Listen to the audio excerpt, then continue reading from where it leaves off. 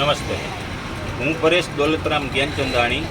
મારી દુકાન છે ઇન્ડિયા સ્વીટ માર્ટ, જે આવેલ છે જૂનું રેલવે સ્ટેશન પાસે ગીતાલોજની બરોબર બાજુમાં. મીઠાઈ ને ફરસાણની છે. મારી દુકાનમાં આજે ચોરી થયેલી છે રાત્રે, અને મારી જ લાઇનમાં બે દુકાન બીજીમાં પણ ચોરી થયેલી છે. અગાઉ પણ આ જ લાઇનમાં 3 દુકાનોના ઉપરથી પતરા તોડીને ચોરી થયેલી છે. તો હજુ સુધી પકડાણા નથી ચોર.